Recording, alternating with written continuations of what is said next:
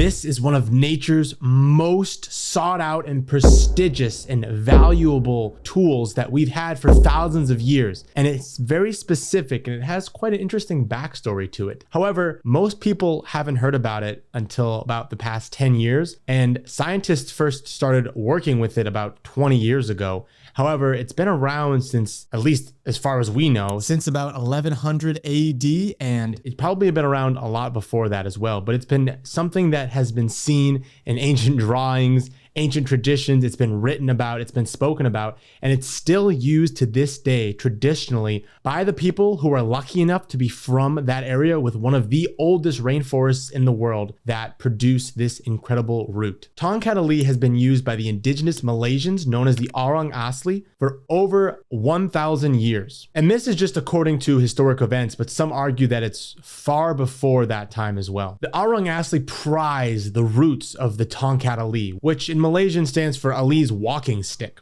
And I'm sure Ali was doing a lot more than just walking with that stick, if you know what I'm saying. The Orang Asli harvest these roots, cut them up, and then boil the roots in water to make a Tongkat Ali tea. This was due to its great effects on libido and energy levels, as well as fertility. Now, there are stories of these indigenous people having upwards of 10, 20 children and having very large families, being able to support their whole families, being able to work well until their elderly ages because of the lifestyle that this Tongkat Ali helped them provide. However, of course, there are plenty of other factors that go to play here. It's not just the Tongkat Ali root, it's also the practice of harvesting the root. It's the practice of being connected to nature. It's the practice of having a large family and having a lot of purpose to live with. But they also use this root in traditional medicine, and men and women use this root. It was used as an antibiotic. It was used as an anti-malarial. It was also used as an anti-diabetic. So a lot of the benefits of this incredible root were known for a long time traditionally.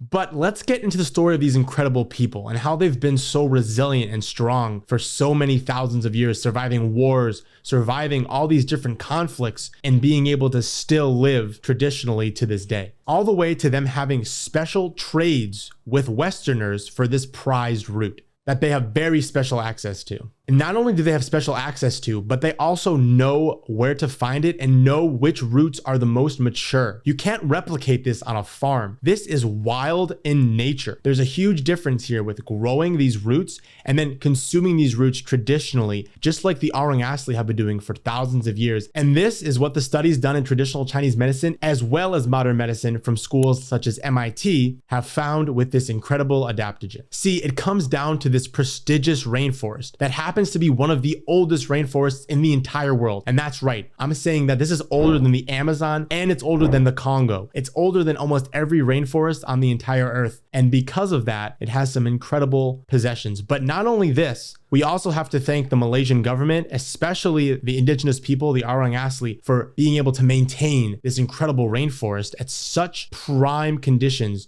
for so long. Because if we take care of nature, nature takes care of us. And in this case, nature definitely provided. And at over 130 million years old, the Taman Negara rainforest is a gem that has incredible benefits for not only our environment and our ecosystem, but also for our health and well-being. Because it's not just about the actual plant. You need the proper rainfall. You need the proper nutrients in the soil. All of these nutrients make up the incredible benefits, the incredible peptides that you find in these adaptogens such as Tongkat Ali. And where you get your adaptogens from makes a huge difference, because one is not the same as the other. One that is in a different environment, that is made on a farm that just uses nitrogen, potassium, and phosphorus, and is not given the same amount of rainfall, is not giving the same amount of nutrients, is going to have a whole different chemical compound and makeup than Tongkat Ali that you would find in this rainforest. However, both of them are allowed to be called Tongkat Ali, but one is almost completely different than the other. And a lot of this has to do with the Chinese market coming in and taking advantage of this incredible trend of Tongkat Ali that has swept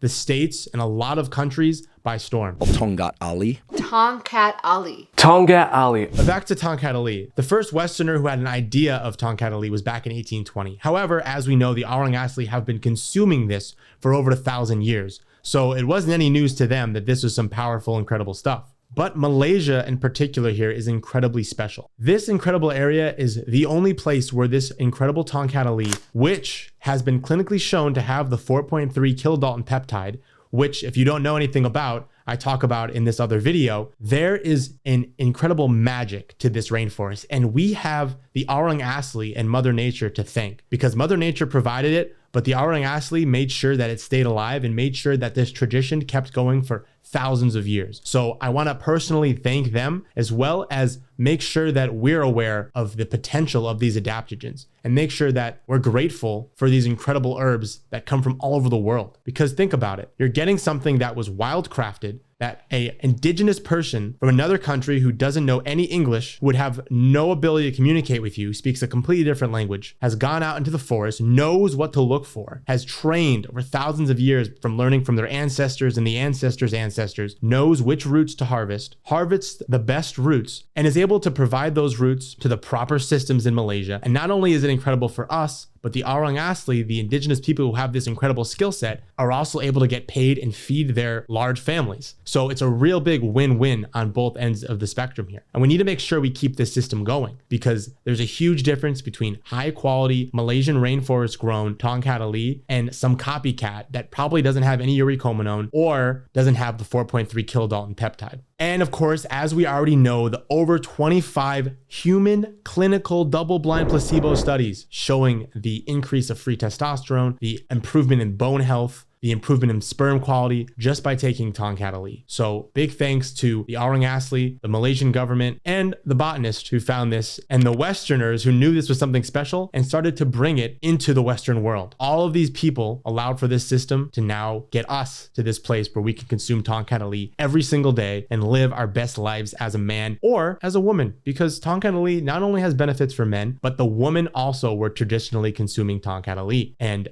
I'm sure that their husbands and partners were very grateful for this as well. So let me know in the comments about anything you have to say about Tongkat Ali, the Orang Asli, the Malaysian rainforest, or anything related to health and well-being. And remember to like and subscribe for your health.